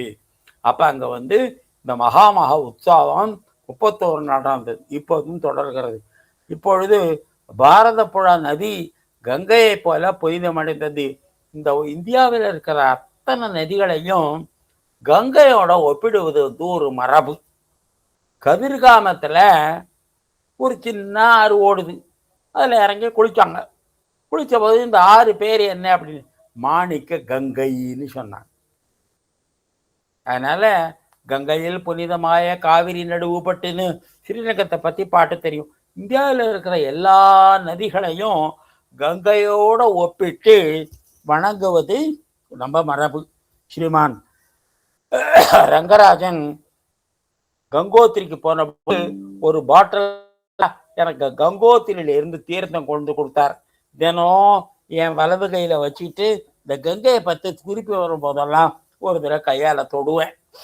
ராமகிருஷ்ண பரமஹம்சர் எப்ப பார்த்தாலும் கங்கை கரையிலே இருப்பார். அதுவும் விவேகானந்தரை பார்த்துட்டா போறோம், அவர் கையை பிடிச்சி அழைத்து கொண்டு கங்கை கரையில போய் தான் உபதேசம் பண்ணுவார். அவரோட பேச்சுல கங்கை அத்தனை தடவை அடிபடும். அப்படி அதுக்கப்புறம் கங்கையினுடைய ஒரு கிளை பர்மா வழியா போகுது. அதுக்கு பேரு மீகாங்னு பேரு, MEKONG. அதை வந்து மா கங்கை அப்படிங்கிறதனுடைய இந்த பர்மீஸ் வெர்ஷன். அதனால தென்கிழக்கு ஏசிய நாடுகளை புத்தருடைய கர்ம கொள்கை, மறுபிறப்பு, இந்த கருத்துக்களை அடிப்படை வைத்து இணைப்பதற்காக கவர்மெண்ட் ஆஃப் இந்தியா ஒரு பெரிய ஸ்கீம் போட்டிருக்காங்க. அதுக்கு பேரு மீகாங் ப்ராஜெக்ட்னு பேர். அப்ப அதனுடைய சார்பில் இப்ப வந்து கம்போடியா, தாய்லாண்டில் ஒரு பெரிய மாநாட்டை விவேகானந்தா இன்டர்நேஷனல் நம்ம கேந்திர அமைப்பு அங்கே நடத்திட்டு அதெல்லாம் அப்புறம். ஆகவே இந்த பாரத புழாவை கங்கையோட ஒப்பிடுவாங்க. சக்கரவாக சந்தேசம் என்ற நூல் குருவாயூரின் கிழக்கு கோபுரம், மேற்கு கோபுரம், தங்க கொடிமரம் இவற்றை குறிப்பிடுகிறது. குருவாயூருக்கு நிவேதனம் படைக்க நெல் போதாமல் இந்த ஜமோரியன் என்ன பண்ணினாரு, பாலக்காடு, பொள்ளாச்சி, வல்லப்பநாடு ஆகிய ஊர்களில் இருந்து நெல் வரவழைக்க ஏற்பாடு செய்தார். அதனால இந்த பொள்ளாச்சி, பாலக்காடு நெல் தான் குருவாயூரப்பனுக்கு நைவேத்தியம் ஆகிறது. ஒரு பொட்டி என்னும் தலைச்சுமையை 70 கிலோமீட்டர் தூக்கி போக 28 பைசா கூலி. 70 கிலோமீட்டர் தூக்கிட்டு போகணும். ஒரு பொட்டி தலைச்சுமை, அதுக்கு கூலி எவ்வளவு? 28 பைசா. இப்படி 500 பெட்டி நெல் நிவேதனத்துக்கு தூக்கி போகப்பட்டது. 70 கிலோமீட்டர் தூரம், 500 பெட்டி நெல், 28 பைசா கூலி. அப்ப எவ்வளவு பக்தி இருந்தா இவ்வளவு பெரிய காரியத்தை செய்வாங்க. இந்த தஞ்சாவூர் பிரகதீஸ்வரர் கோயிலை பத்தி பேசுறவங்க எல்லாருமே என்ன சொல்லுவாங்க, அதை கூலி எல்லாம் கொடுத்து செய்யலாம் முடியாது. சிவபெருமான் மேல வைத்த அன்பினால அந்த கல் தச்சர்களும் தொழிலாளர்களும் வெறும் சோறு மட்டும் தின்னுட்டு அந்த வேலையை செஞ்சாங்க அப்படின்னு சொல்லுவாங்க. இதெல்லாம் அன்பினால தான் நடக்குமே தவிர கூலியால நடக்காது. 1638 இக்கோவில் புதுப்பிக்கப்பட்டது. விஸ்வபலி என்னும் பெரும் பூஜை உலக நன்மைக்காக நடக்கப்பட்டது. 3636 படி அரிசி, 1245 தேங்காய், 4302 வாழைப்பழம், 50 கிலோ வெல்லம், 100 படி பொரி அரிசி, 50 படி நெய். ஒரு படின்னா கிட்டத்தட்ட 240 கிராம். 50 படின்னா பாருங்க, 12.5 கிலோ. இத்தகைய விஸ்வபலி பூஜை இங்கு அடிக்கடி நடந்தது. 16ஆம் நூற்றாண்டில் பூந்தானம், நாராயண பட்டத்திரி, வில்லுமங்கலம் சாமியார், அம்மா குரூரம்மா, ஜமோரி மன்னர் மானவேலன் ஆகியோர் குருவாயூரின் பெருமையை பரப்பினர். டச்சுக்காரனுக்கு இந்த கோவிலை இடிப்பது, இந்துக்களை மதம் மாற்றுவது, இந்துக்களோட பேரை மாற்றுவது இதெல்லாம் கைவந்த வழக்கம். அதனால அவங்க கோவில் கோபுரத்தில் நெருப்பு வச்சாங்க, உற்சவங்களை நிறுத்தினாங்க. 1766 ஹைதர் அலி கோழிக்கோட்டை கைப்பற்றினார். 10,000 பணம் கொடுத்து கோயில் வாழாமல் அழியாமல் வடக்குப்பேட்டை வாரியார் என்ற பக்தர் கோவிலை தெரியப்பா, உன்னை கொஞ்சம் காசு வாங்கினா வாங்கிட்டு போ, இந்த கோயிலை அழிக்காது. இப்படி மாலிக் காஃபூருக்கும் லஞ்சம் கொடுத்து அவன் கோயிலை அழியாமல் காப்பாற்றினதாலாம் நம்ம வரலாறு உண்டு. உனக்கு காசு தானே வேணும், காசு வாங்கிட்டு போ, கோயிலை அழிக்காத அப்படின்னு பணம் கொடுத்து அவங்க வாயை அடைச்ச வரலாறுலாம் இருக்கு. ஹைதர் அலி ஸ்ரீனிவாசராவ் என்ற ஆளுநரை மலபாரில் நியமித்தார். சீனிவாச ராய் தேவதாயம் என்ற கோயில் நன்கொடையை கோவிலுக்கு அளித்து கோவில் வழிபாட்டை காட்டினார். பிரம்மதேயம் அப்படின்னா பிராமணனுக்கு கொடுத்தது, தேவதாயம்னா தேவனுக்கு கொடுத்தது. இப்போ நம்ம பன்னீர்செல்வம் ஊருக்கு பக்கத்தில் பிரம்மதேசம்னு ஒன்று, பிரம்ம தேசம் இல்லை, பிரம்மதேயம் பிராமணனுக்கு கொடுக்கப்பட்டது. நம்ம கேந்திரத்துக்கு பக்கத்திலேயே மகாதானபுரம் என்று ஒன்று இருக்கிறது, பிராமணர்களுக்கு கொடுத்தப்பட்டது, அதுவும் பிரம்மதேயம் தான். கொடுத்தா அதுக்கெல்லாம் வரி கிடையாது, லேண்ட் ரெவென்யூ கிடையாது. அப்படி தானமாக கொடுக்கின்ற இறை இலி என்று சொல்வார்கள். அந்த நிலத்துக்கு வரி கிடையாது. கோவிலுக்கு அழைத்து வழிபாட்டை காப்பாற்றினார். திப்பு சுல்தான் மலபார் இந்துக்களை முஸ்லிம்களாக மாற்ற முன் வந்தார். கோவில் அழியாமல் மல்லிச்சேரி நம்பூதிரிகள் மூல விக்கிரகத்தை அம்புலப்புழாங்கிற ஊருக்கு எடுத்துட்டு போயிட்டாங்க. திப்பு சுல்தான் கோவிலுக்கு நெருப்பு வைத்தார். நெருப்பு எரியிற போது மழை பெஞ்சு அந்த கோவில் அழியாம காப்பாத்திச்சு. இத சாட்சாத் பகவானுடைய அருள் என்றே அந்த மக்கள் நம்புகிறார்கள். நம்ம யாகங்கள் செய்கிற போது கடைசி நாள் என்ன பண்ணுவாங்க, அந்த யாகத்துக்கு தென்னை ஓலையால் ஒரு கொட்டா போட்டிருப்பாங்க. அந்த கொட்டாய்க்கு நெருப்பு வச்சுருவாங்க, யாகத்தினுடைய நிறைவு. அப்போ அந்த யாகம் வெற்றிகரமானது அப்படின்னா மழை பெஞ்சு அந்த யாகசானை கொட்டா அழியாமல் காப்பாற்றணும். அப்போ தான் அந்த யாகம் வெற்றின்னு அர்த்தம். அந்த மாதிரி இந்த கோவில் விஷயத்தில் அந்த கோவிலுக்கு நெருப்பு வச்ச போது அந்த மழை பெஞ்சு அந்த கோவில் அழியாமல் காப்பாற்றிட்டு திப்புவை ஜமோரின் ஆங்கிலேயர்கள் உதவியுடன் தோற்கடித்தான். இப்படித்தான் கேரளா ஆங்கிலேயர்கள் கையில போச்சு. நம்ம நாட்டு மன்னர்களை தோற்கடிக்கிறதுக்காக வெளிநாட்டவருடைய உதவியை கெடுகிறோம் பாருங்க. அப்பதான் வெளிநாட்டவன் நம்ம நாட்டில் கால் வைக்கிற வரலாறு இருக்கிறது. முஸ்லிம்களாக மாறிய இந்துக்கள் கோவிலுக்கு குத்தகை பணம் கொடுக்கவில்லை. திப்பு தேவதாயத்தை நிறுத்தினாலும் ஆங்கிலேயர்கள் அதை திரும்ப கொடுக்க துவங்கினர். அப்படித்தான் ஆங்கிலேயர்கள் இந்துக்களுடைய கோவில் நிலங்களை எடுத்துக்கொண்டு எவ்வளவு தெரியுமா அதுக்கு காம்பன்சேஷன்? 6 ஏக்கருக்கு 1 ரூபா. மோகினின்னு பேர். எங்கள் அப்பா ஒரு கோயிலில் வேலை பார்த்தாங்க. அந்த மோகினியை கவர்மெண்ட்ட வாங்கறதுக்குள்ள தாவு தீர்ந்து போயிடும். 6 ஏக்கருக்கு 1 ரூபா காம்பன்சேஷன். அதையும் ஒழுங்காக கொடுக்க மாட்டாங்க கவர்மெண்ட்ல. சுதந்திர பாரதத்துலையும் அப்படிதான். அதனால எப்போ பார்த்தாலும் அந்த மோகினி ஈட்டு தொகையை வாங்குவதற்காக இந்த கோவில் தொண்டர்கள் கோவிலுக்கும் கவர்மெண்ட் ஆஃபீஸுக்கும் நடந்து கொண்டே இருக்கணும். இந்த வழக்கத்தை ஆரம்பித்தது ஆங்கிலேயர்கள் தான். 6 ஏக்கருக்கு 1 ரூபா காம்பன்சேஷன். இத்தகைய தொடர் பெருமை பெற்ற குருவாயூரப்பனை நாமும் வணங்குவோம். அந்த பிரம்மாண்டத்தினுடைய நிலம், நீர், நெருப்பு, காற்று, ஆகாயம், இதுக்கு பஞ்சபூதம் என்று பெயர். மகத்தத்துவம்.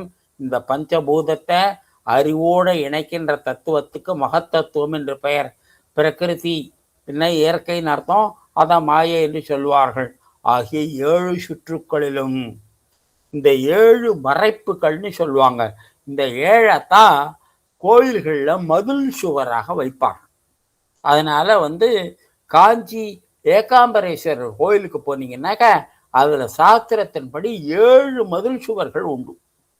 இந்த ஒவ்வொரு மதில் சுவரும் இறைவனை நம்ம கண்ணுக்கு தெரியாமல் மறைக்கின்ற அந்த ஆவரணங்கள். ஆகவே அவற்றின் சொரூபத்திலேயே சொரூபமாக புகுந்து இன்பங்களை துய்த்து மறைக்கும் ஆவரணங்கள் எதுவுமின்றி அற்றதான உனது பரமபதத்தை அடைகின்றான். நாராயணியத்தில் பட்டத்திரி அவ்வளோ அழகாக பாடுகின்றார். உலக நாயகா, இந்த உலகம் முழுவதற்கும் தலைவனாக இருப்பவனே, இத்தகைய அக்னி முதலிய ஒளி நிரம்பிய வழிவில் செல்லும் அந்த யோகி அதிலிருந்து நழுவி வீழ்வதே இல்லை. இன்னைக்கு தான் வேதத்தில் ஒரு குறிப்பு வருது. இந்த உடலை விட்டு உயிர் பிரிந்த பிறகு 2 வழியில் போகும். ஒன்று பித்ருயானம், இன்னொன்று தேவயானம். அதுக்கு வேதத்தில் ஒளி வழி, இருட்டு வழின்னு சொல்லுவாங்க. இந்த இருட்டு வழி அப்படிங்கிறது அதில் அஞ்ஞானம் இருக்கும். ஒளி வழி என்பதில் ஞானம் இருக்கும். இது ஞான வழி, இருட்டு வழி அப்படின்னு 2 வழின்னு சொல்லுவாங்க. அந்த ஞான வழியில் போகிறவங்க இறைவனை ரொம்ப சுலபமாக அடைவாங்க என்று எல்லாரும் சொல்கிறார்கள். சச்சித் வடிவனே, சத்திய வடிவானவனே, சித்தின உணர்வு வடிவானவனே, குருவாயு புரீஷா, உன் குணச்சிறப்புகளை போட்டி சிறப்புகின்ற என்னை காத்தருள்வாய். சச்சிதானந்த விக்கிரகம். சத் என்றால் எப்போதும் இருப்பவன், சித் என்றால் உணர்வு மயமாக இருப்பவன், ஆனந்தம் என்றால் நம்ம ஒவ்வொரு கணமும் தேடுகின்றமே அந்த ஆனந்தத்தினுடைய முழு சுரூபமே கடவுள் தான். உலகத்துல எத்தனையோ பேரை பார்த்துருக்கோம். ஆனந்தத்தை தேடாத துக்கத்தை தேடுறவன் யாராய பார்த்துருக்கோமோ? அதனால நம்ம எல்லாரும் உலகத்துல பகவானுக்கு பேர் வச்சு வணங்கினாலும் நம்ம ஆஸ்திகள் தான். பகவானுக்கு பேரே வைக்காம ஆனந்தத்தை எப்ப தேடினாலும் நம்மையே அறியாம பேர் கொடுக்காம ஆனந்தத்தை தான் தேடுகின்றோம். அதனால நம்ம வாழ்க்கையில யாரும் துக்கத்தை தேடுவதில்லை. இன்பம் விழைவான் வினை விழையான் அப்படிங்கிறார் வள்ளுவர். அதனால நம்ம அறிந்தும் அறியாமலும் ஒவ்வொரு கணமும் பகவானத்தை தேடுகின்றோம். அந்த பகவத் சுரூபமாக இருக்கின்ற குருவாயூரப்பனை வணங்கி நாம் நல்ல வழியெல்லாம் அடைவோம். இப்போ கும்பகோணத்தில் மகாமக விழா நடந்து கொண்டிருக்கின்றது. இன்னைக்கு இப்போ கிரகண வேலை. இந்த கிரகண வேலையில் இறைவனை நினைப்பது ரொம்ப பெருமையுடையதாக. இந்த கிரகண வேலையில் ஜபம் செஞ்சால் 1க்கு 10 1க்கு 100 புண்ணியம் கிடைக்கும் என்று சாஸ்திரங்கள் சொல்லுகின்றன. அப்படிப்பட்ட பரம்பொருளை நினைத்து நம்முடைய வாழ்க்கையில் உயர வேண்டும். குருவாயூரப்பனுடைய நாமத்தை சொல்ல வேண்டும். நம்மாழ்வாருடைய, திருமங்கை ஆழ்வாருடைய, பிள்ளைப்பெருமாளுடைய வாணியை நாம் ஓத வேண்டும். என்று பிரார்த்தித்து வாய்ப்புக்கு நன்றி கூறி எல்லோருக்கும் நமஸ்காரம். அடுத்த வாரம் குரு ஐயப்பனை பற்றி தொடர்ந்து பேசுவோம். அடுத்த வாரம் நம்முடைய ஆழ்வார்கள் பாடிய அந்த இன்னும் 2 தலங்களை பற்றி பார்ப்போம். எல்லோருக்கும் நமஸ்காரம். ஸ்ரீராம்.